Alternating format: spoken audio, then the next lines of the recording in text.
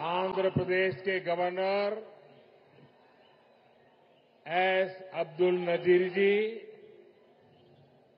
यहां के लोकप्रिय और कर्मठ मुख्यमंत्री श्री चंद्रबाबू नायडू जी, केंद्रीय मंत्री के राममोहन नायडू जी, चंद्रशेखर पम्मसानी जी, भूपति राजू श्रीनिवास वर्मा जी, उप मुख्यमंत्री पवन कल्याण जी, राज्य सरकार में मंत्री नारा लोकेश जी, अन्य सभी मंत्रीगण, BJP state president PVN Madhav ji, सभी सांसद, विधायकगण और विशाल संख्या में हमें आशीर्वाद देने के लिए आए हुए बहनों और भाइयों,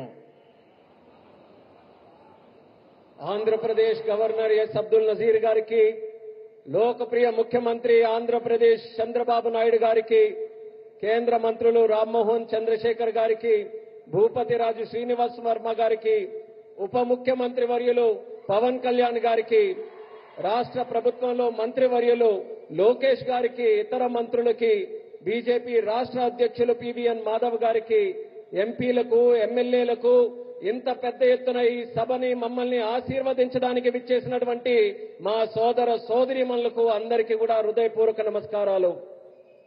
सबसे पहले मैं अहोबिलम के भगवान नरसिंह स्वामी और महानंदी के श्री महानंदीश्वर स्वामी को प्रणाम करता हूं. मैं मंत्रालय के गुरु श्री राघवेंद्र स्वामी से भी हम सभी के लिए आशीर्वाद मांगता हूं. ముందుగా మన అహోబిలం నరసింహ స్వామికి మరియు మహానంది శ్రీ మహానందీశ్వర స్వామికి నమస్కరించుకుంటున్నాను. అలా మంత్రాలయంలో గురువు గారు శ్రీ రాఘవేంద్ర స్వామి వారి ఆశీస్సులు కూడా మనందరికీ ఉండాలని కోరుకుంటున్నాను. साथियों, द्वादश ज्योतिर्लिंग स्तोत्रम के पाठ में आता है, सौराष्ट्रे सोमनाथम च श्रीशैले मल्लिकार्जुनम,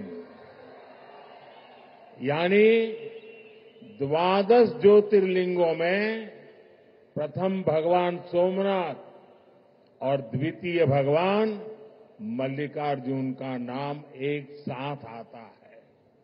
मेरा सौभाग्य है कि मेरा जन्म दादा सोमनाथ की धरती गुजरात में हुआ, बाबा विश्वनाथ की धरती काशी की सेवा का अवसर मिला और आज శ్రీశైలం का आशीर्वाद मिल रहा है. మిత్రులారా, ద్వాదశ జ్యోతిర్లింగ స్తోత్రంలో ఇలా చెప్పబడింది, సౌరాష్ట్రే సోమనాథం చ శ్రీశైలే మల్లికార్జునం. అంటే 12 జ్యోతిర్లింగాలలో మొట్టమొదటి సోమనాథుడైతే రెండవది మన మల్లికార్జునుడు. నా అదృష్టం ఏంటంటే దాదా సోమనాథుని భూమి అయిన గుజరాత్ లో నేను జన్మించాను. అలాగే బాబా విశ్వనాథుని భూమి అయిన కాశీకి సేవ చేసే అవకాశం నాకు లభించింది. మరియు ఈ రోజు నేను శ్రీశైలం స్వామి వారి ఆశీస్సులు ఈ రోజు పొందాను. साथियों, श्रीशैलम में दर्शन के बाद मुझे शिवाजी स्फूर्ति केंद्र जाकर उन्हें श्रद्धांजलि अर्पित करने का अवसर मिला. मैं इस मंच से भी छत्रपति शिवाजी महाराज को नमन करता हूं. మిత్రులారా, శ్రీశైలం దర్శనం తర్వాత ఛత్రపతి శివాజీ స్ఫూర్తి కేంద్రాన్ని సందర్శించుకుని ఆయనకు నా శ్రద్ధాంజలి అర్పించుకునే అవకాశం కూడా లభించింది. ఈ వేదిక నుంచి మరొకసారి ఛత్రపతి శివాజీ మహారాజ్కి కూడా నా నివాళులు అర్పించుకుంటున్నాను. मैं अल्लमा प्रभु और अक्क महादेवी जैसे शिव भक्तों को भी प्रणाम करता हूं. मैं श्री उయ్యాలవాడ नरसिम्हा रेड्डी गारू और हरि सर्वोत्तम राव जैसे महान स्वातंत्र सेनानियों को श्रद्धापूर्वक नमन करता हूं.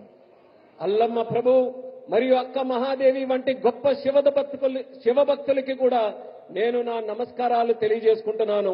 శ్రీ ఉయ్యాలవాడ నరసింహారెడ్డి గారు మరియు హరి సర్వోత్తమరావు గారు వంటి గొప్ప స్వాతంత్ర సమరయోధులకి కూడా నా శ్రద్ధాంజలి అర్పించుకుంటున్నాను.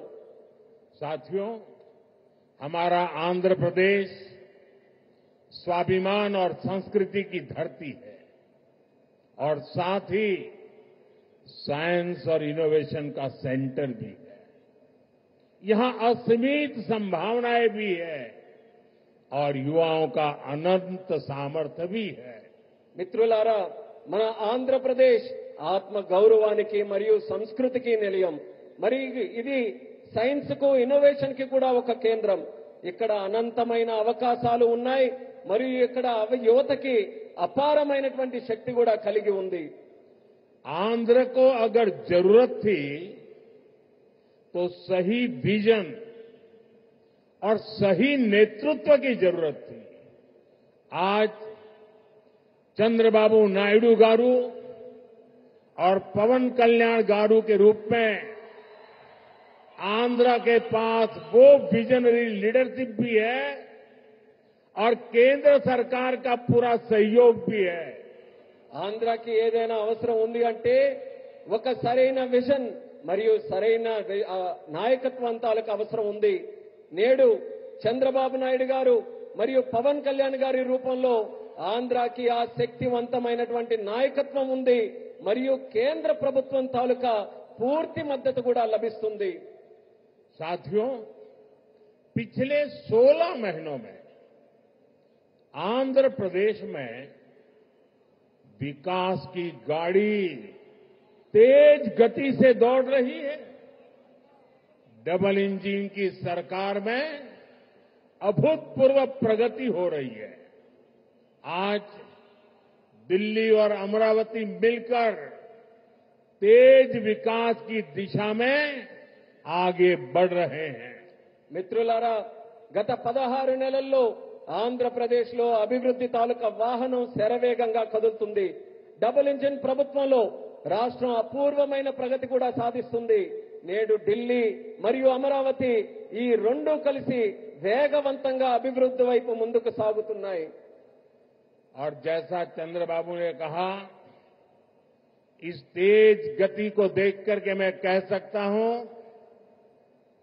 कि 2047 में आजादी के जब 100 साल होंगे, विकसित भारत होके रहेगा. చంద్రబాబు గారు చెప్పినట్టు నేను చెప్పగలను. 2047 నాటికి ఎప్పుడైతే భారతదేశం 100 సంవత్సరాలు స్వాతంత్రం సంపాదించుకుని తయారవుతుందో ఆనాటికి ఖచ్చితంగా ఈ భారతదేశం వికసిత భారతదేశంగా తయారవుతుంది. अभी बाबू ने बहुत ही भावना के साथ अपने विचारों को व्यक्त किया, लेकिन मैं विश्वास से कहता हूं कि 21वीं सदी हिंदुस्तान की सदी होने वाली है. 21वीं सदी 140 करोड़ हिंदुस्तानियों की सदी होने वाली है. ఇప్పుడు బాబు గారు ఎంతో ఆవేదనతో భావాలతో మాట్లాడారు. అదే రకంగా నేను కూడా చెప్పగలను. ఈ 21వ శతాబ్దం భారతదేశం తాలూకా శతాబ్దం. ఈ 21వ శతాబ్దం భారతీయులు 140 కోట్ల భారతీయుల తాలూకా శతాబ్దం ఇది. साथियों, आज भी यहां सड़क, बिजली, रेलवे, हाईवे और व्यापार से जुड़े कई प्रोजेक्ट्स का उद्घाटन और शिलान्यास किया गया है. ये प्रोजेक्ट राज्य में कनेक्टिविटी को मजबूत करेंगे, इंडस्ट्री को बढ़ावा देंगे और लोगों के जीवन को आसान बनाएंगे. మిత్రులారా, నేడు రోడ్లు, విద్యుత్ రంగం, రైల్వే, హైవేలు మరియు వాణిజ్యానికి సంబంధించిన అనేక ప్రాజెక్టులకి శంకుస్థాపన మరియు ప్రారంభోత్సవం చేసుకుంటున్నాం. ఈ ప్రాజెక్టు వల్ల రాష్ట్రంలో కనెక్టివిటీ బలోపేతం అవుతుంది మరియు పరిశ్రమలకి ఊతమిస్తూ మరియు ప్రజల జీవితాన్ని కూడా సులభం చేసే అవకాశం కల్పిస్తుంది. इन परियोजनाओं से करनूल और आसपास के इलाकों को बहुत फायदा मिलेगा। मैं इन परियोजनाओं के लिए राज्य के सभी लोगों को बधाई देता हूं। ఈ ప్రాజెక్టుల వల్ల కర్నూలు మరియు పరిసర ప్రాంతాలకు ఎంతో ప్రయోజనం చేకూరుతుంది। ఈ ప్రాజెక్టుల కోసం రాష్ట్ర ప్రజలందరికీ కూడా మరొక్కసారి నా తాలూకా అభినందనలు తెలియజేసుకుంటున్నాను। साथियों, किसी भी देश और राज्य विकास के लिए एनर्जी सिक्योरिटी बहुत जरूरी है। आज यहां बिजली के क्षेत्र में अराउंड 3000 करोड़ रुपीस का ट्रांसमिशन प्रोजेक्ट शुरू हुआ है। इससे देश की एनर्जी कैपेसिटी और बढ़ेगी। మిత్రులారా, ఏ దేశమైనా రాష్ట్రమైనా అభివృద్ధి చెందాలనంటే ఇంధన భద్రత చాలా కీలకం। నేడు విద్యుత్ రంగంలో కూడా దాదాపు 3000 కోట్ల రూపాయలు విలువైన ట్రాన్స్మిషన్ ప్రాజెక్టులు కూడా మనం ప్రారంభించుకుంటున్నాం। దీని ద్వారా దేశం తాలూకా ఇంధన సామర్థ్యం కూడా మరింత పెరగబోతుంది। साथियों, तेज विकास के बीच हमें पुरानी स्थितियों को भी भूलना नहीं है। 11 साल पहले जब केंद्र में कांग्रेस सरकार थी, तब प्रति व्यक्ति इलेक्ट्रिसिटी की खपत औसतन 1000 यूनिट से भी कम थी। तब देश को ब्लैकआउट जैसी चुनौतियों का भी सामना करना पड़ता था। हमारे गांवों में बिजली का खंभा भी नहीं लगा था। మిత్రులారా, వేగవంతమైన అభివృద్ధి మధ్య మనం గతాన్ని మాత్రం మర్చిపోకూడదు। 11 సంవత్సరాల క్రితం కేంద్రంలో కాంగ్రెస్ ప్రభుత్వం అధికారంలో ఉన్నప్పుడు సగటు తలసరి విద్యుత్ వినియోగం 1000 యూనిట్ల కంటే చాలా తక్కువగా ఉండేది। అప్పుడు దేశం కూడా అనేక విద్యుత్ కోతల వంటి సవాళ్లు కూడా ఎదుర్కొంది। వేలాది గ్రామాలలో కనీసం విద్యుత్ స్తంభాలు కూడా ఏర్పాటు చేయలేనటువంటి దుస్థితి ఉండేది। आज क्लीन एनर्जी से लेकर देश के टोटल एनर्जी प्रोडक्शन तक भारत हर क्षेत्र में नए रिकॉर्ड बना रहा है। आज देश के हर गांव तक बिजली पहुंच चुकी है। प्रति व्यक्ति इलेक्ट्रिसिटी का इस्तेमाल बढ़कर 1400 यूनिट हो गया है। इंडस्ट्री से लेकर हाउस होल्ड तक सबको पर्याप्त बिजली मिल रही है। నేడు భారతదేశంలో క్లీన్ ఎనర్జీ నుంచి టోటల్ ఎనర్జీ ప్రొడక్షన్ వరకు ప్రతి రంగంలో కూడా మన దేశం కొత్త రికార్డుల్ని సమకూర్చుకుంటుంది। నేడు దేశంలోని ప్రతి గ్రామం కూడా మనం చూసుకుంటే విద్యుతీకరణ జరిగింది। తలసరి విద్యుత్ వినియోగం ఇప్పుడు 1400 యూనిట్లకి పెరిగింది। పరిశ్రమ నుండి గృహాల వరకు ప్రతి ఒక్కరికి కూడా తగినంత విద్యుత్ ఈ రోజు చక్కగా లభిస్తుంది। साथियों, देश की इस एनर्जी रिवॉल्यूशन का एक बड़ा केंद्र हमारा आंध्र प्रदेश है। चंद्रबाबू के नेतृत्व में आज यहां श्रीकाकुलम से अनुगुल तक नेचुरल गैस पाइपलाइन प्रोजेक्ट शुरू हुआ है।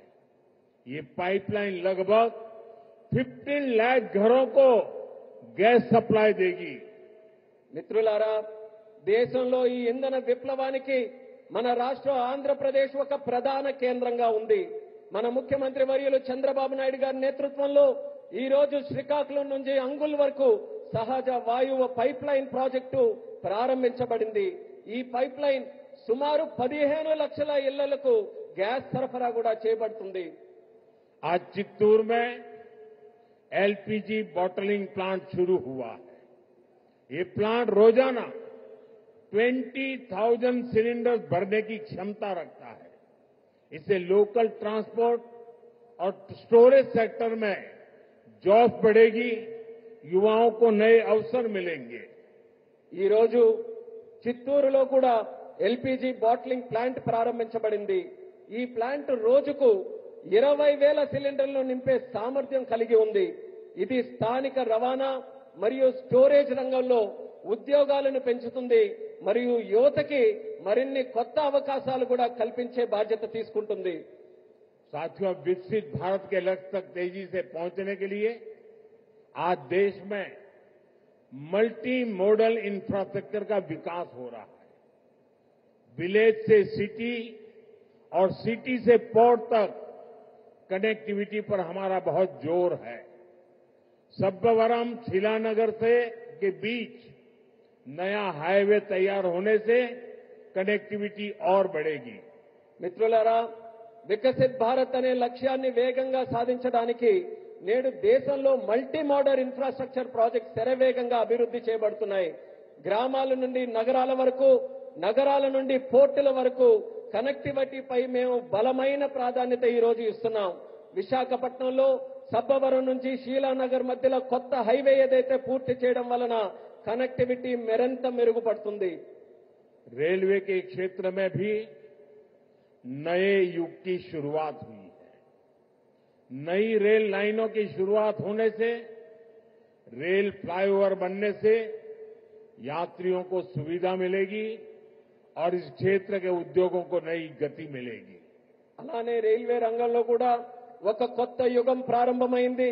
కొత్త రైల్వే లైన్లు, అలాగే రైల్వే ఫ్లైఓవర్లు ప్రారంభం వల్ల ప్రయాణికులకి మెరుగైన సౌకర్యం అందుతుంది. మరియు ఈ ప్రాంతంలో పరిశ్రమలకు కూడా ఒక కొత్త ఊతం వస్తుంది. साथियों, आज 2047 के विकसित भारत का संकल्प हम सबके सामने है और इस संकल्प को स्वर्ण आंध्रा के लक्ष्य से नई ऊर्जा मिल रही है. हम सब जानते हैं, जब टेक्नोलॉजी की बात होती है तो हमारा आंध्र और यहां के युवा बहुत आगे रहते हैं. डबल इंजन की सरकार में हम आंध्रा के इस पोटेंशियल को और बढ़ा रहे हैं. మిత్రులారా, ఈ రోజు 2040 నాటికి వికసిత్ భారతదేశం మనం సాధించాలనే సంకల్పంతో అందరం కూడా ముందుకు నడుస్తున్నాం. మరియు ఈ సంకల్పానికి స్వర్ణాంధ్రప్రదేశ్ అనే లక్ష్యం మరింత శక్తిని అందిస్తుంది. మనందరికీ తెలుసు, టెక్నాలజీ విషయానికి వస్తే మన ఆంధ్రప్రదేశ్ అలాగే మరియు ఇక్కడ యువత చాలా ముందుంటారు. డబుల్ ఇంజిన్ ప్రభుత్వంలో మేము ఆంధ్రప్రదేశ్ యొక్క ఈ ప్రత్యేక సామర్థ్యాన్ని మరింత పెంచబోతున్నాం. साथियों, आज भारत की और आंध्र प्रदेश की स्पीड और स्कोप, इसको पूरी दुनिया देख रही है. 2 दिन पहले ही आंध्र प्रदेश में गूगल ने बड़ा निवेश करने का ऐलान किया है. మిత్రులారా, ఈ రోజు భారతదేశం మరియు ఆంధ్రప్రదేశ్ యొక్క వేగం మరియు సామర్థ్యం యావత్ ప్రపంచం గమనిస్తుంది. 2 రోజుల క్రితం గూగుల్ లాంటి ప్రధానమైన సంస్థ ఆంధ్రప్రదేశ్ లో ఒక పెద్ద పెట్టుబడిని కూడా ప్రకటించింది.